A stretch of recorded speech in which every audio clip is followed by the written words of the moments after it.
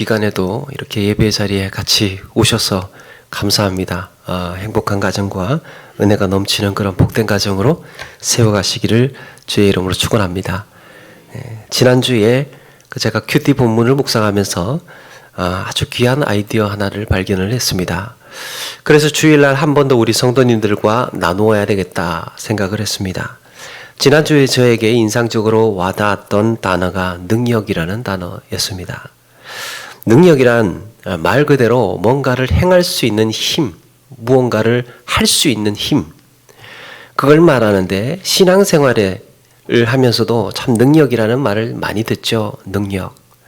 그런 점에서 성령으로 행한다, 뭔가를 행한다, 것을 능력이라고 한다면 성령으로 행하는 힘을 성령의 능력이라고 할 수 있겠지요. 그래서 능력이라고 한다면 뭔가 우리는 또 특별히 뛰어나고 또 탁월하고 초자연적인 이런 힘을 생각하기가 쉽습니다. 하나님의 살아계심을 증명하는 또 수단이라는 생각도 많이 가지게 됩니다. 능력. 예수 믿는 사람들은 능력이 있어야 돼. 그런데 오늘 말씀의 이 능력은 우리에게 좀 다른 의미로 다가옵니다.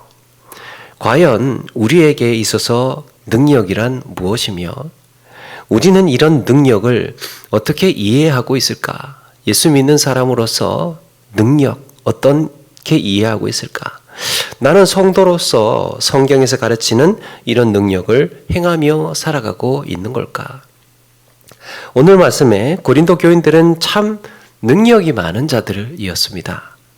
고린도전서를 시작하면서 사도 바울은 이런 이들의 능력을 칭찬했고 고린도 교인들의 능력을 자랑했습니다. 그들에게 무슨 능력이 있었습니까? 고린도전서 1장에 보니까 그들은 지식과 지혜가 뛰어난 사람들이었습니다. 지식과 지혜의 능력이 있었던 자. 그리고 또 언변의 능력도 가지고 있었습니다. 참 말 잘하는 사람들. 그리고 여러 가지 은사들도 가지고 있었습니다. 성령의 능력. 그런데 이렇게 재능이 많고 능력이 많은 고린도 교인들에겐 한 가지 문제가 있었습니다. 그게 바로 편을 나누고 싸우고 있었다는 거죠. 많은 능력을 가졌음에도 많은 재능을 가졌음에도 그들이 서로 나뉘고 다투었던 이유가 무엇이었을까? 능력이 많으면 더 힘있게, 더 아름답게 교회를 세워갈 것 같고 능력이 많으면 참 여러 가지 거칠 것 없이 할 수 있는 것들이 많을 것 같은데 오히려 부서지고 갈라지고 쪼개지고 갈등하고 있는 고린도 교인들, 이유가 무엇이었을까? 오늘 말씀 6절에 보니까 이렇게 설명합니다. 말씀합니다. 서로 대적하여 교만한 마음을 가지지 말게 하려 함이라. 사도 바울이 이들을 지금 설득하고 책망하고 권면하고 있는 이유는 너희들 교만한 마음 가지지 말게 하려고 내가 지금 이런 이야기를 하고 있는 거야. 고린도 교인들에게 뼛속 깊이 자리 잡고 있었던 타락한 본성의 체질은 바로 교만이었습니다. 성경에서 교만을 매우 부정적인 의미로 쓰고 있는데요. 우리가 알고 있는 교만이 어떤 것입니까? 사전에 보니까 이렇게 풀이를 합니다. 교만은 겸손이 없이 건방진 태도를 말한다고 합니다. 내가 잘났다는 거죠. 이런 교만을 성경에서는 이렇게 표현을 합니다. 8절에 보니까 너희가 이미 배부르며 이미 풍성하며 우리 없이도 왕이 되었도다. 아쉬울 게 없고 자기 만족감을 가졌고 자기 위에 누구도 존재하지 않는다는 의식, 교만. 이미 왕이 되었도다. 자기 위에 더 존재하는 대상이 없는 거예요. 그런데 6절에는 이것보다 좀 더 분명하게 교만을 소개하고 있습니다. 그 6절인데요. 교만이 뭐냐? 기록된 말씀 밖으로 넘어가지 말라. 이렇게 말씀합니다. 너희들의 가치관, 삶의 태도가 말씀 밖으로 넘어가지 않는 것이 교만이다. 말씀 밖으로 넘어가는 것이 교만이다. 하나님이 은연중에 필요치 않다고 느껴질 때, 하나님의 도우심이 절박하지 않다고 생각이 들 때 그것을 성경은 교만이라고 한답니다. 말씀 안에서, 말씀의 테두리 안에서 살지 않고 말씀 밖으로 넘어가서 생각하고 말씀 밖에서 가치관을 두고 말씀 밖에 관심을 두고 행동하며 살아가는 삶의 태도. 신명기 8장에도 하나님께서 광야의 이스라엘 백성들에게 가나안 땅으로 들어갔을 때 경계해야 할 것들을 말씀하시면서 이런 말씀을 특별히 하셨습니다. 신명기 8장 13절 이하에 보니까 또 소와 양이 번성하여 내 은금이 증식되며 내 소유가 다 풍성하게 될 때 네 마음이 교만하여 내 하나님 여호와를 잊어버릴까 염려하노라. 너희들이 가진 것이 많아졌을 때 가나안 땅에 들어가서 거기서 가진 재산이 많아지고 가진 것들이 많아졌을 때 나 한 가지 걱정되는 게 있어. 하나님 여호와를 잊어버릴까 염려하노라. 소나 양이 많아지는 것은 문제가 아닙니다. 우리가 풍성하게 사는 것, 부자로 사는 것은 좋은 일이에요. 그런데 무엇이 문제입니까? 이런 것들 때문에 하나님을 잊어버리는 것이 문제예요. 내가 가진 능력 때문에, 내가 가진 힘 때문에 하나님 잊어버리는 것이 문제입니다. 잠언 30장 9절에도 하나님 나를 부하게도 마시고 가난하게도 마옵소서라고 하면서 이렇게 고백합니다. 혹 내가 배불러서 하나님을 모른다, 여호와가 누구냐 할까 하오며. 걱정된다는 거예요. 내가 만약에 능력이 많아졌을 때, 내가 부유해졌을 때, 할 수 있는 게 많아질 때, 나에게 탁월한 능력이 생겼을 때 그것이 나로 하여금 교만하게 만든다면, 하나님을 잊어버리게 만든다면, 하나님이 아니어도 살만하다는 마음을 부추긴다면, 하나님이 절박하지 않다면 그렇게 만드는 능력은 우리를 망하게 하는 힘이 될 수도 있다는 거지요. 당시 고린도 교인들은 말씀 밖을 넘나들면서 교만하였고 스스로 왕이 되었던 자들입니다. 이런 점에서 바울과 아볼로는 고린도 교인들에게 본을 보였는데 무슨 본을 보였다는 겁니까? 자기들은 뭐를 잘해서 본을 보였다는 겁니까? 바로 말씀 밖으로 넘어가지 않았다는 거예요. 이거 한 가지는 내가 확실하게 너희들한테 이야기할 수 있다. 우리는 말씀 밖으로 넘어가지 않았다. 바울은 이것을 배우라고 했습니다. 6절에 이 일에 나와 아볼로를 들어서 본을 보였으니 이는 너희로 하여금 기록된 말씀 밖으로 넘어가지 말라 한 것을 우리에게서 배워라. 그런데 성경에서 소개되고 있는 사도들은 가만히 보니까 능력 있는 자들이 아니라 세상적으로 볼 때는 무능하기 짝이 없는 자들로 보입니다. 바울은요, 하나님께서 죽이기로 작정된 자와 같이 세상의 끄트머리에 두셨다고 합니다. 그러면서 자기 형편을 늘어놓는데요. 사도 바울이 어떻게 살고 있습니까? 10절에 우리는 그리스도 때문에 어리석고 약하고 비천하고, 11절 지금 이 시각까지도 줄이고 목마르고 헐벗고 매맞고 정처 없이 살고 박해를 받고 있습니다. 이게 무슨 능력자들입니까? 이렇게 비방을 받으면서 13절 지금까지 세상의 더러운 것과 만물의 찌꺼기 같이 되었도다. 무능해도 한참 무능한 자로 그리고 있습니다. 능력하고는 전혀 무관해 보이는 삶을 살아갑니다. 그러면서도 이런 자신을 본받으려는 거예요. 16절 너희는 나를 본받는 자가더라. 많이 들어보지 않았습니까? 너희는 나를 본받는 자가더라. 이 16절만 따로 떼어놓고 보면 조금 오해할 수 있습니다. 사도 바울이 좀 더 교만해 보여요. 아니 사람이 겸손하지 못하고 자기를 본받으라니. 바울이 자신을 본받으라고 하는 말이 무슨 말입니까? 너희들 나 정도는 믿음을 가져야 돼. 나 정도 인격 성품은 가져야 돼. 이런 말일까요? 아니지요. 앞에 내용을 미루어 볼 때 자신의 무엇을 본받으라는 말입니까? 말씀 밖으로 넘어가지 않는 것을 본받으라는 거예요. 오히려 아이러니한 현상이 나타납니다. 말씀 밖으로 넘어가지 않으려고 하다 보니까, 말씀 밖으로 넘어가지 않으려 하다 보니까 어리석게 되고 약해 보이고 천대받고 비난을 받아요. 말씀 밖으로 안 넘어가려고 하다 보니까 어리석게 되고 천대받고 비난을 받습니다. 10절에는 이것을 그리스도 때문에라고 하면서 시작을 합니다. 그리스도 때문에. 그리스도 때문에 그는 비천과 비방과 박해를 감당하였고 모든 고난과 수고와 시련 속을 견딜 수 있었습니다. 바울이 말하고 있는 능력이란 이런 능력이에요.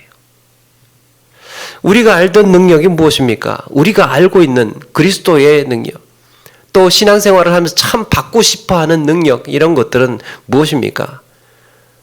이왕이면 좀 말 잘하는 능력이었으면 좋겠죠. 저도 말 잘하고 싶습니다. 안 돼요. 많은 것을 가지고 싶은 능력, 지혜와 지식의 능력, 은사의 여러 가지 은사의 능력, 귀신 쫓아내는 능력이죠. 병 고치는 능력. 그런데 여기서 말하는 능력이 어떤 능력인가? 충분히 배부르고 충분히 풍족할 수 있음에도 말씀 때문에 혹은 그리스도 때문에 기꺼이 줄이고 목마르고 헐벗고 매맞음에 나아갈 수 있는 능력. 세상에 더럽고 만물의 찌꺼기 같이 될지라도 말씀 때문에 기꺼이 수용하고 하나님 앞에 엎드릴 수 있는 능력. 주와 복음을 위해 수치와 모욕을 감당하는 능력. 그러지 않아도 되는 건데, 충분히 그렇게 하지 않을 수 있는 건데 그렇게 더 낮아지고 더 비참해지고 더 어려운 상황들을 무릅쓰고 나아가는 것. 여러분, 물론 예수님도 공생의 기간 동안에 수많은 능력을 행하셨습니다. 예수님께서도 어떤 능력 행하셨습니까? 병 고치셨습니다. 무리를 걸으셨습니다. 귀신을 쫓아내셨어요. 오병이어의 기적도 행하셨습니다. 수많은 사람들이 이런 것들 때문에 와 하면서 예수님을 따랐습니다. 예수님께서도 이런 능력 얼마든지 보이셨습니다. 사람들은 예수님의 이런 능력에 주목했습니다. 그런데 여러분, 이상하게도 예수님은 이런 능력을 보고 따르는 수많은 사람들을 반가워하지 않으셨던 거예요. 때로는 몸을 피하시기도 하고, 때로는 사람들을 따돌리고 기도하러 가시기도 하고, 때로는 배를 타고 훌쩍 바다 건너편으로 건너가시기도 했습니다. 성경은 우리에게 능력받으라, 능력받으라, 능력으로 행하라 라고 가르치는 것 같습니다. 능력 있는 삶을 살아라. 또 어쩌면 우리는 뛰어난 언변의 능력에 박수를 보내고, 지혜가 뛰어나고 은사의 능력을 추종하고 귀신을 쫓아내거나 병 고치는 능력에 찬사를 보내고 강한 힘을 자랑합니다. 그래서 세상은 이런 능력에 환호하고 이런 능력 가진 자를 따르는지도 모르겠습니다. 능력 있는 사람 좋아하잖아요. 능력 있는 것. 그런데 여러분, 성경에서 정작 우리에게 가르쳐주고 있는, 성경에서 정작 주목해야 하는 능력은 무엇이냐? 예수님께서 우리에게 보이신 능력 중에 가장 놀라운 능력이 무엇일까? 바로 십자가의 능력입니다. 예수님께서 십자가에 못 박히신 사건을 가리켜서 능력이라고 표현하는데, 과연 이것을 능력이라고 할 수 있을까? 십자가의 능력이라니. 예수님께서 십자가에 지셨을 때 사람들의 반응이 어땠습니까? 다 외면하고 저주하고 조롱하고 오히려 핍박하는 무리들로 돌변해 버렸습니다. 예수님께서 십자가의 길을 가시니까 죄자들 역시 예수님을 부인하고 도망쳤습니다. 이것은 십자가는 능력이 아니라 무능의 상징으로 보여져요. 아무것도 할 수 없는, 아무 힘도 없는 결박된 상황. 그런데 성경은 십자가를 가장 위대한 하나님의 능력이라고 찬양하고 있습니다. 고린도전서 1장 18절, 십자가의 도가 멸망하는 자들에게는 미련한 것이요 구원을 받은 우리에게는 하나님의 능력이라. 십자가의 도, 십자가의 정신으로, 십자가로 살아가는 길, 그게 하나님의 능력 있는 삶이라고 말하고 있는 거예요. 도대체 왜 십자가가 능력이라는 말인가? 여기서 우리는 처음에 말씀드렸던 능력이라는 단어를 다시 한번 생각해 볼 필요가 있습니다. 능력이 뭐라고 했습니까? 뭔가를 할 수 있는 힘이라고 그랬죠. 뭔가를 할 수 있는 힘. 보통 사람이 십자가를 지는 일은 능력이 아니에요. 보통 사람은 십자가를 졌다면 그 능력이 아닙니다. 그야말로 무능의 절정이지요. 왜 그렇습니까? 손과 발이 못에 박혔는데, 매달렸는데 사람이 그 십자가에서 뭘 할 수 있겠습니까? 십자가에 일단 딱 묶이고 손발이 그렇게 못에 박히고 나면 아무것도 할 수 없어요. 그건 능력이 아니에요. 그런데 여러분, 하나님께서 십자가를 지셨다면 문제가 달라집니다. 우리 주님께서 십자가를 지셨다면 그 십자가를 지신 그 순간에 우리 주님께서 무능하시겠습니까? 충분히 털고 충분히 그 자리를 박차고 내려올 수 있는 능력을 가지신 분이에요. 예수님께서 잡히시던 날 베드로가 칼을 들고 대제사장의 종의 귀를 쳐서 떨어뜨립니다. 그때 예수님께서 뭐라고 합니까? 너는 내가 내 아버지께 구하여 지금 12군단 더 되는 천사를 보내시게 할 수 없는 줄로 아느냐? 내가 지금 이거 못 막아서 이러고 있는 줄 아니? 이런 맥락이라면 예수님께서 십자가에 달리셨을 때 사람들이 조롱합니다. 내려와 보라고.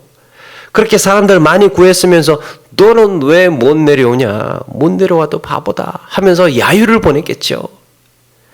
여러분, 예수님께서 정말 내려오지 못해서 그렇게 죽으셨겠습니까? 아니지요. 오히려 그 앞에 있는 기쁨을 위하여 십자가를 참으사 부끄러움을 개의치 아니하셨다고 합니다. 십자가는 예수님께서 무능해서 달리신 게 아니라 충분히 판을 뒤집고 거기에 있는 인간들 모조리 심판할 수 있었음에도 불구하고 참으셨다는 거예요. 그렇다면 능력이란 무엇일까? 우리는 예수님께서 하신 말씀에서 해답을 얻습니다. 능력이 뭐냐? 마태복음 26장 54절에 내가 만일 그렇게 하면 이런 일이 있으리라 한 성경이 어떻게 이루어지겠느냐? 성경이 어떻게 이루어지겠느냐? 여러분, 예수님은 철저히 말씀 밖을 나가시지 않았습니다. 성경이 어떻게 이루어지겠느냐? 내가 지금 이렇게 로마 군인들이 나를 잡으러 왔을 때 이들을 완전히 그냥 쓸어버린다면 성경에서 이미 말씀하신 그것이 어떻게 이루어지겠느냐? 우리 주님은 말씀 안에서 행하셨습니다. 그렇다면 이쯤에서 우리가 능력이라는 말을 다시 한번 정의해 보고 싶습니다. 그리스도인의 능력을 다시 정의해 보고 싶습니다. 성경에서 말하는 능력이란 뭔가 잘하고 부유하고 은사를 갖고 지혜와 지식이 탁월하고 병 고치는 것만을 가리키는 것이 아니라 말씀 안에서 행하는 능력, 말씀 안에서 행하는 것이 능력의 삶인 줄로 믿습니다. 하나님의 말씀 테두리 안에서 살아가는 삶이요, 능력 있는 삶이래요. 우리는 그렇게 하지 않아도 되지요. 사실은 내 마음대로 하고 싶을 때도 있고 내 욕심대로 하고 싶을 때도 있고 내 생각대로 한번 휘둘러 보고 싶을 때도 있어요.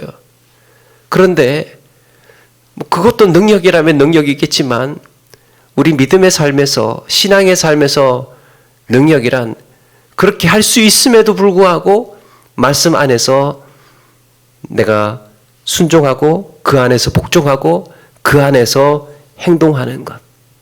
그러자니 때로는 손해도 보고 때로는 속기도 하고 때로는 물러서야 할 때도 있고 때로는 참아야 할 때도 있고요. 자기 백성을 구원하시기 위해서 십자가를 참으신 능력, 그 많은 조롱과 모욕 속에서도 침묵하신 능력, 뭔가를 할 수 있는 것도 능력이겠으나 이것이 하나님의 뜻이라면 충분히 할 수 있음에도 불구하고 하지 않을 수 있는 것은 더 큰 능력이 되는 줄로 믿습니다. 우리의 능력의 양면성, 이런 것도 보아야 하지만 어쩌면 외면했던, 크게 생각하지 않았던 이런 능력도 우리는 진지하게 돌아보아야 한다는 거예요.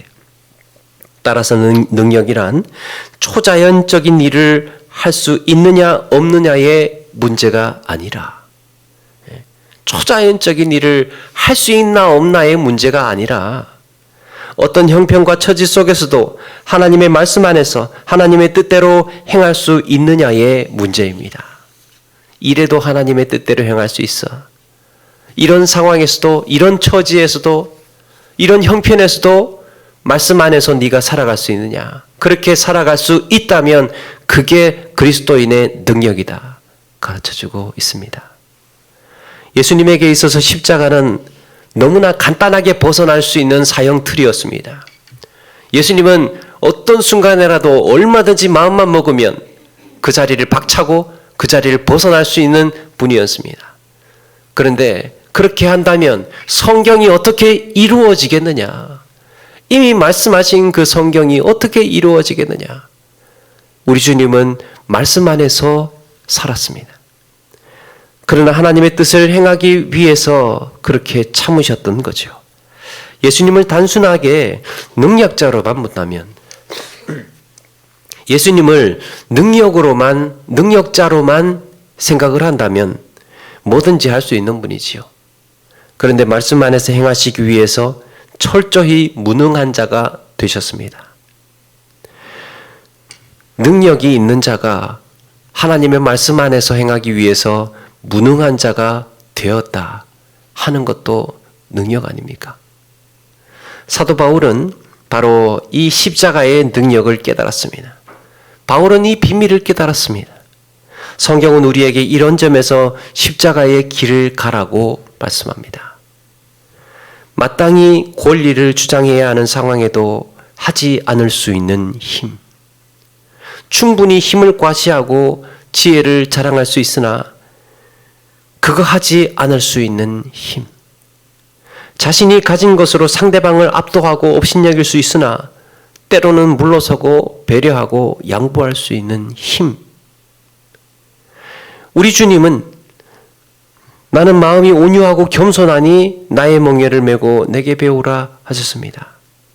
우리가 신앙생활을 하면서 정작 갖추어야 할 능력이 무엇일까요? 언변도 뛰어나고 지혜와 지식도 뛰어나고 부유하고 여러 가지 힘을 갖고 권력도 있고 이렇게 뭐든지 할 수 있는 힘을 늘려가고 확장해 나가는 것도 중요하고 좋은 일이겠으나 그것이 하나님의 말씀 밖을 나가지 않고 하나님의 말씀 안에서 혹은 하나님의 뜻대로 혹은 그리스도 때문에 고개 숙일 수 있고 물러설 수 있고 양보하고 배려하고 포용할 수 있는 능력이 우리에게 더 필요하지 않겠습니까? 우리의 신앙생활을 하면서 정작 갖추어야 할 능력이 이런 능력 아니겠습니까? 세상 사람들이 꺼리는 능력, 세상 사람들은 이런 능력을 원하지를 않는 것 같아요. 세상 사람들은 할 수 있는 능력에 치중하고 내가 가지고 내가 휘두르고 내가 할 수 있는 그런 능력에 집중하지 이런 능력에는 관심을 갖지 않는 게 아닐까. 그렇게 살면 미련하고 어리석다고 무시하는 그런 능력 말이에요. 그런데 이로 인해서 어떤 일이 벌어집니까? 누군가는 살아나고 이로 인해서 누군가는 치유가 되고 소망을 품을 수 있다면 이것이 하나님이 기뻐하시는 하나님의 뜻이라면 기꺼이 따라야 하지 않겠습니까? 이 땅을 살면서 뭔가 할 수 있는 힘도 길러야 하겠으나 때로는 하지 않을 수 있는 힘, 이것이 하나님이 기뻐하시는 뜻이라면 때로는 멈추고, 하나님이 기뻐하시는 뜻이라면 때로는 기다리고, 때로는 참고, 물러서고 품어주는 능력도 길러야 할 줄로 믿습니다. 일본의 과학자 우에하라 하루오라는 분의 힘 빼는 기술이라는 책에 이런 내용이 있습니다. 훌륭한 공예가가 가장 즐겨 사용하는 칼이 무엇일까? 공예가가 즐겨 사용하는 칼이 잘 들지 않는 칼이랍니다. 너무 잘 드는 칼은 오히려 걸작을 만드는데 방해가 된다고 생각하기 때문에, 우키요에 화가들이, 우키요에는 일본의 그 풍속칼을 말한다는데, 그 사람들이 자주 사용하는 화법에는 한 가지 색 빼기라는 기법이 있답니다. 마지막에 한 가지 색을 더해주면 완성이 될 작품에 그냥 일부러 색깔 하나를 더 넣지 않고 붓을 내려놓는데요. 한 색 남겨놓고. 이 기법으로 그림은 더욱 빛을 발하게 된다는 거예요. 한 색깔 하면 완성될 것 같은 그 그림에 색깔 한 가지를 더 넣지 않고 붓을 내려놓는, 예로부터 밀어붙이기보다 이 물러서기를, 더하기보다 빼기를 이 아름다운, 빼는 이 아름다움을 미학이라고 생각해 왔답니다. 믿음의 길에도 우리가 바라보아야 할 위대하고 아름다운 능력이 있습니다. 그가 찔림은 우리의 허물 때문이요, 그가 상함은 우리의 죄악 때문이라. 그가 징계를 받음으로 우리가 평화를 누리고 그가 채찍에 맞음으로 우리가 나음을 받았도다. 충분히 그렇게 하지 않을 수 있음에도 불구하고 우리의 허물 때문에, 우리의 죄악 때문에 우리가 평화를 누리게 하시기 위해서, 우리가 나음을 받게 하시기 위해서 주님께서는 기꺼이 그렇게 하셨다는 거예요. 그게 능력이라는 겁니다. 말씀을 마칩니다. 사랑하는 여러분, 힘을 더하는 것도 능력이지만 힘을 빼는 것도 더 아름다운 능력이 되기도 합니다. 좋은 노래하기 위해서 목에 힘을 빼야 한다고 하지요. 운동을 할 때도 몸에 힘을 빼야 좋은 자세를 가질 수 있다고 그러지요. 타이어에 바람을 빼야 사막의 웅덩이를 빠져나올 수 있다고 합니다. 우리에게 있어서 능력이란 내 뜻대로, 내가 원하는 대로 행하는 것이 아니라 하나님께서 기뻐하시는 삶을 고민하는 가운데 이게 행하는 것인 줄로 믿습니다. 이 땅을 사는 날 동안에 이런 능력을 키워나가시는 저와 여러분 되기를 주의 이름으로 축원합니다.